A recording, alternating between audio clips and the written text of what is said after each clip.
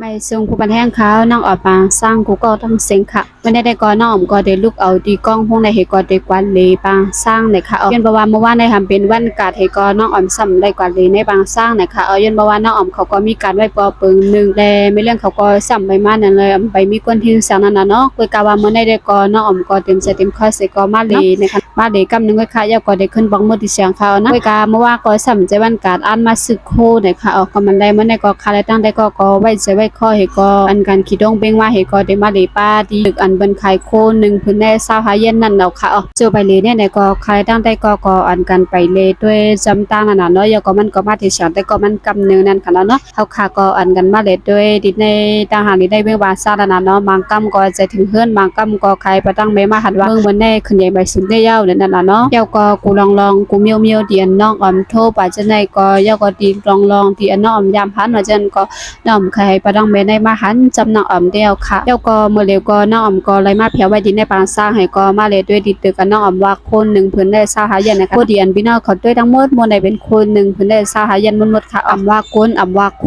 ว่าจังได๋อำว่าโคลูกอ่อนว่าจังได๋ก็เป็น20 5เย็นหมดค่ะไปก็ว่ามาอันก็ประมาณแห้งเข้มแล้วก็ได้เป็น30องค์ก็60ว่า1บาทว่าจังได๋ค่ะมาอันก็รู้สึกนั่นน่ะเนาะมาอันก็บ่รู้สึกค่ะจำนานเพิ่นเตรียมไว้จังได๋ก็รู้สึกกูอันนะคะก็ว่าน้องอมเตรียมได้ก็ด้วยค่ะน้องอมก็ด้วยตั้งป่นเอาเฮ็ดแล้วก็เป็น1เพิ่นได้20 5เย็นว่าจังนั้นก็ค่ะโคในได้หางนี้ปันเปใส่เปข้อบ่เป็นได้ค่ะใครยองมือตั้งตึกเอานะกวยกะว่าน้องอมอยู่เลยจุงเงินค่ะยันว่าน้องอมยังอ่านไว้ว่าใครห้องบ่ดังแม่มาเลยดังปางสร้างเลยค่ะกำนั้นได้บ้างได้ก่อนน้องอมมาซื้อโคตา2จุงไว้ค่ะให้มันเข้ากี่ออกกลางบันไดได้นั้นกวยเนี่ยนะเนาะยก็มาจ่ายกามันเพิ่นได้ขึ้นกับราคานะอ่อนกันใจจ่ายให้ก็จ่ายเงินเอาค่ะก็ไม่ได้จังให้เท่ากันวิดีโอของใบแทงคันน้องอมบางสร้าง